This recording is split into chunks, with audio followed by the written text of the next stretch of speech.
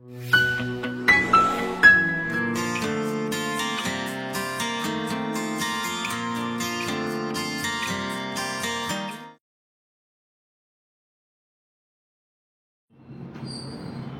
Everyone, this is doctor Shashidhar.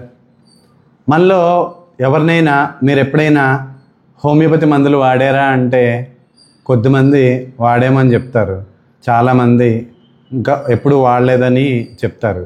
పోనీ homeopathy మందుల గురించి విన్నారా, హోమియో వైద్యం గురించి విన్నారా అంటే విన్నాము అని చాలామంది చెప్తారు. కానీ హోమియోపతి మందులు వాడిన వాళ్ళని మీకు హోమియోపతి మందులు ఏంటి, ఆ వైద్యం ఏంటి, ఆ వైద్యం గురించి మీకు ఏమన్నా తెలుసా అంటే మ్యాక్సిమం ఎవరు కూడా తెలియదనే చెప్తారు. ఎక్కడో ఒకలో ఇద్దరు తెలుసని చెప్పచ్చు, కానీ మ్యాక్సిమం తెలియదనే చెప్తారు. సో ఇప్పుడు మా ఛానల్ ద్వారా అసలు హోమియోపతి వైద్యం ఏంటి, దాని సిద్ధాంతాలు ఏంటి అన్నవి మీ అందరి ముందుకు తీసుకొచ్చే ప్రయత్నం చేయాలని అనుకుంటున్నాను.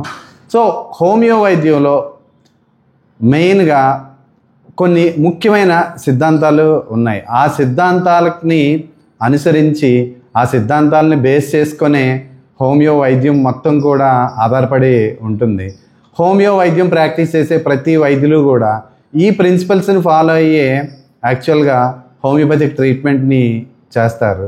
సో ఆ ప్రిన్సిపల్స్ ఏంటి, వాటి పొజిషన్ ఏంటి, అవన్నీ కూడా స్టెప్ బై స్టెప్ ఒక్కొక్క వీడియోలోని మీకు తెలియజేసే ప్రయత్నం నేను చేస్తాను.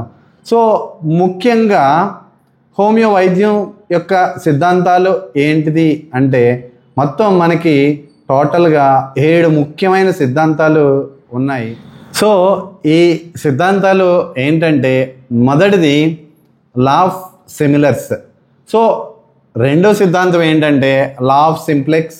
మూడో సిద్ధాంతం ఏంటంటే లా ఆఫ్ మినిమం డోస్. తర్వాత సిద్ధాంతం డాక్ట్రిన్ ఆఫ్ డ్రగ్ ప్రూవింగ్. ఐదో సిద్ధాంతంకి వచ్చేసరికల్లా థియరీ ఆఫ్ క్రానిక్ డిసీజెస్. ఆరో సిద్ధాంతంకి వచ్చేసరికల్లా theory of vital force. Last 7వ సిద్ధాంతం ఏంటంటే థియరీ ఆఫ్ డ్రగ్ డైనమైజేషన్ అంటారు. సో ఇవన్నీ కూడా ఈ 7 సిద్ధాంతాలు ఏవైతే ఉన్నాయో ఈ అన్ని సిద్ధాంతాలు కూడా మోస్ట్ యూనిక్ అన్నమాట. సో ఇవన్నీ కూడా హోమియో వైద్యానికి మాత్రమే పరిమితం. మిగతా వైద్య విధానాలు ఎన్నున్నా కానీ వాటన్నిటిలోని కూడా ఈ సిద్ధాంతాలు అన్నవి ఎక్కడా కూడా లేవు. సో ఈ 7 ప్రిన్సిపల్స్ ఏవైతే ఉన్నాయో ఇవి most unique to homeopathy, most special to homeopathy. So ఈ సిద్ధాంతాలను బేస్ చేసుకొనే ప్రతి హోమియోపతి పేషెంట్కి కూడా ఈ సిద్ధాంతాలను బేస్ చేసుకునే హోమియో వైద్యులు ఎవరైతే ఉన్నారో ట్రీట్మెంట్లు ఇస్తూ ఉంటారు. సో నెక్స్ట్ వీడియోలో ఫస్ట్ ప్రిన్సిపల్ ఏదైతే ఉందో ఆ ప్రిన్సిపల్ గురించి తెలుసుకుందాము.